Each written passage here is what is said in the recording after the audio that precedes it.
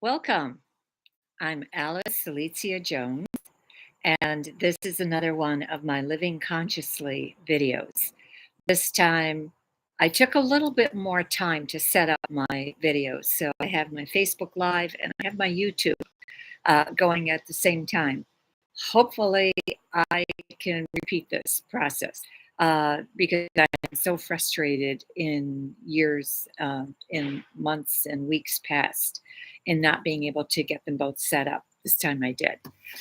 Today's topic is one that is very near and dear to me because the circumstances of my own birth were pretty traumatic. I Today's topic is basically healing the inner child, healing birth trauma. And the first thing that I will encourage you to do, because the whole purpose of my videos is to give you tools of self empowerment.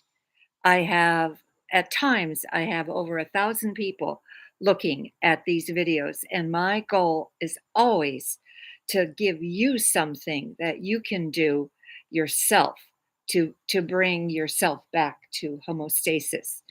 I'm outside. It's a gorgeous day. It's in the low 80s. It's as far as I'm concerned, it's a perfect day. Um, and behind me is a green man from George Carruthers, and then a plaque of angels. So you can't see that on YouTube, but you can see on YouTube. You can see the butterfly and the little frog that sits on top of the watering can. So anyway, little bit of everybody represented today. Um, Healing birth trauma. It's really important that you go back to the moment of conception. And you can do this in meditation. You can do anything in meditation.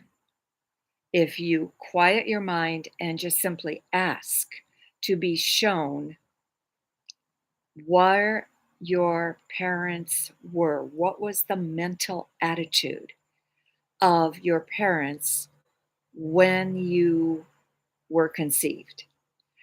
I know when I did this, what I was surprised at was the fact that I felt like my mother was being raped by my father. And I asked that question. And because she was so resistant to having sex, and they had been married for over 5 years. She had lost her firstborn and to pneumonia at the age of 11 months. She couldn't keep him alive. She did that. She, well, she had a lot of issues about self. So effectively, that's the long and short of it. She didn't feel she was worthy to be a mother. She knew she was fertile. They were practicing rhythm, as most good Catholic families do. And effectively, she was resistant about having sex. My father felt her attitude was totally archaic. He was apparently ready to be a father. And so that the moment of my conception, like I said, felt like marital rape. Um, do the same and see what you find out, what you see in that moment of time. Another thing that is very traumatic in terms of inducing birth trauma is when you know both parents didn't want you. And you may have deduced that from the way you were raised, from the way that your parents treated you. And it could be that they did the best they could under the circumstances. They didn't know how to be parents. But Figuratively, um, they could have been kids. They could have been teenagers, just caught up in a moment of passion. Uh, could be a one night stand. Many, many times when women found themselves pregnant, they never even revealed to the person who impregnated them that they were pregnant because they figured that if the man insisted on marrying them, that this was a forced choice on his part. So they didn't want that. They wanted to be truly loved just for themselves, and they opted to raise the baby themselves. Believe it or not, the other circumstances, I asked my guides to give me the list of what causes birth trauma.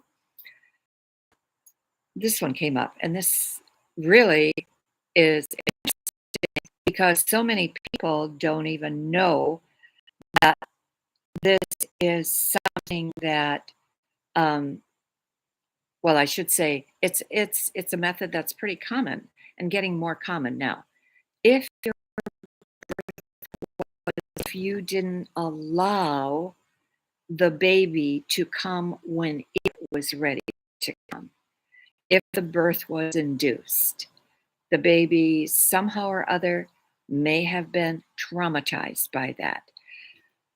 At the time I was born, forceps were very, very common. They're not common now, but you can imagine two steel tongs going in and pulling the baby out instead of having the natural rhythm of the birth process deliver the baby. Another thing that can cause birth trauma when you are a twin and one of the twins die or one of the triplets die. This is not ever thought upon as having much birth trauma for the remaining fetus, but it is because twins that have lost a twin, either at birth or prior to birth, feel like a part of them is missing and like they should have been there. Another is when the mother couldn't support you and she had to give you up. And it's so interesting to me because when we were in Europe, occasionally we would run into a little structure that was built into the front or side of a church. And it looked like a turntable. And it was. It was a turntable where you could actually put a baby, spin it around, and it would be found on the inside of the church. You never even had to go. Same thing with mothers who feel the need to abandon their children at an orphanage, at a church, at a convent, at a the worst, of course, is in a dumpster, a trash can, sometimes a hospital, sometimes a parish community center. People have found babies in amazing places. Some people thought that they were following the sounds of a newborn litter of kittens because it sounded just like kittens, and instead it was a child. Another thing that might have caused birth trauma is if the mother somehow or other wanted to abort the fetus, but did not have legal means to do so, and found means that were commonly practiced in her culture. And in the Polish culture, I do know of one person that's in my lineage who was given ground glass to drink. Well, she suffered for 3 days and then delivered a live fetus. And but which promptly died, and then she passed away. Um, so there's all kinds of stories uh, like that, and it's only going to get worse with the whole situation in the world where legal abortions are being denied across country. Uh, so these are examples. Well, there's more, and there's another one that I'm supposed to share with you. What if the mother can't support you? What if she was disowned and she was basically kicked out of the house? And in desperation, she commits suicide and takes her baby with her, like just walking into the ocean, walking into a lake, jumping from a bridge, doing any manner of things that where she would presume that there would be certain death. And all of these things are can lead to birth trauma, but even more so, the babies who are raised in an addicted household where there is either drug or alcohol addiction, and they have to learn to be on guard. They have to learn to effectively always look for signs that the parent is going to flip out, so that they walk a tightrope in their home, and they never, ever, ever feel the comfort of a warm, nourished environment. This is tragic because I think if you start examining your own life, you will find an example of some kind of trauma related to birth. Don't be surprised if you do. I am going to give you St. Michael's technique.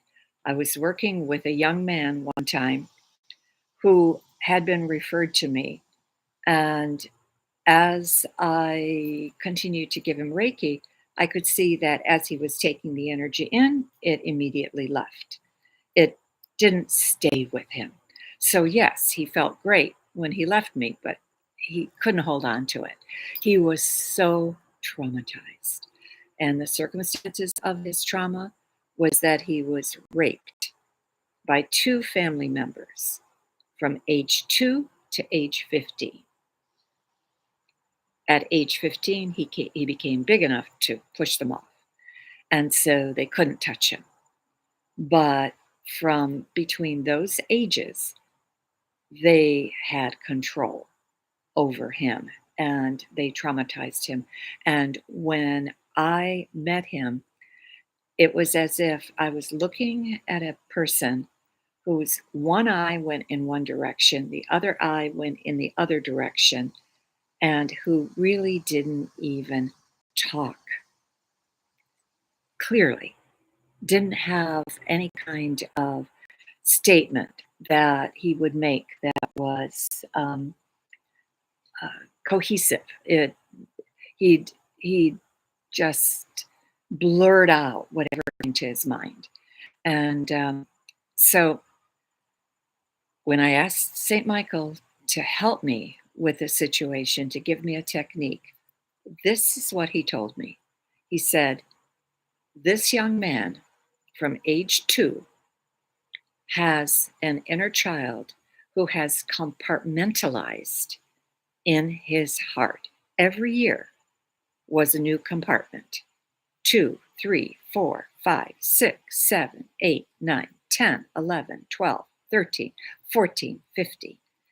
Every single year. And if you've been traumatized your entire life, you've got to go back to your earliest memory of when you were disconnected from the family, the first time you felt disconnected, and bring that forward year by year until the present day.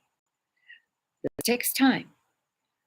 In bringing the person forward, what you have to do is first, I'm going to start with a 2-year-old.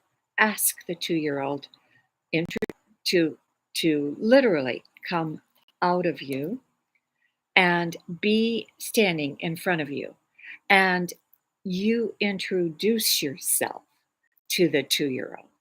You say that you are them all grown up. You survived. You made it. And you tell them that your only purpose is to listen to what they have to tell you. You're not going to do anything else. You're not going to talk to them. You're not going to argue with them. You're certainly not going to tell them anything except for the fact that you are going to listen to what they have to say. And in the process of listening, you write down what it is that you hear from them. Some of these children might come to you and do nothing but cry. Some of them might curse you. Some of them might be sullen and angry.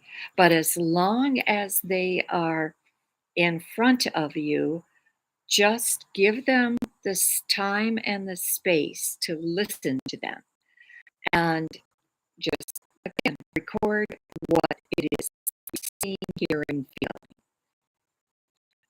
When you feel the session is done with them, invite them to come and integrate. That's the key word. Integrate inside of you. And as they integrate inside of you, watch as they just step forward and become one with you. This is absolutely critical, that they do not go back to their little compartment and continue living out their life in their little compartment. They integrate into wholeness with you. Then you take the next stage, in this case, the 3-year-old, and you repeat the process. The 4-year-old, you repeat the process. The 5-year-old. Some will be very talkative. Some will give you pages and pages and pages of information. Others might have nothing to say. Others might be extremely angry. And others, like I said, might be very, very sullen. Just let them be exactly who they are, and just tell them that you accept them absolutely exactly as they are. This is you healing you. This is you paying attention to a person who has never had a voice, who has never been there and been listened to by anybody. As you were going through it, what did you know? You only reacted to what you were experiencing. What did you know about healing yourself at the time? But now you're an adult, and now you can take charge of that healing. So absolutely do this. And then when you finish, just know that you will feel a certain lightness. You will feel an absolute ability to have yourself be free of some kind of unknown burden. You carry around a burden, you don't know where it comes from, you don't know what its origin is, but yet you feel a heaviness. You'll no longer have that. So please do this. This is St. Michael's method for healing the inner child. And like I said, it was brought to me to help a young man heal from a very, very, very traumatic upbringing for many, many years. So I certainly thank you for coming. I do appreciate everybody who listens to the video, whether you listen to it in person or listen to it at the future time. most people listen to it in a future time. And and that's the thing that I love about videos is you can always access them at your convenience or go back to them at your convenience. So, and I do want to promote my book, Own Your Power, Day by Day, best meditation book that is out there. I have had unbelievably fabulous reviews and comments, even if it's like a few words, like, wow, I read this every day. I can't wait to get to start my next day's um, presentation. So please do know that if you can buy it through Amazon, you can buy it through my website. If you buy it through my website, you do get handwritten inscription from me. And shipping and handling are free through my website, just as Amazon is. Again, I appreciate you being here. I've been trying very hard to keep these to 20 minutes. Pretty successful today. I think it's 21 minutes. So I will see you next time. And for next week, I'm going to lighten up the subject matter a little bit. And I'm going to be talking about things that disappear or my incorrigible fairies, because my fairies have been acting up in my life recently, to the point where it's almost comical, but a little bit frustrating too. So anyway, that's what's on the agenda for next week. Well, actually, not. No, that will be 3 weeks from now. I'm gone for 2 weeks, and I will only be here the first. I think it's the 1st of September is a Thursday, so that will be the day that I'm here. And thank you again for being here.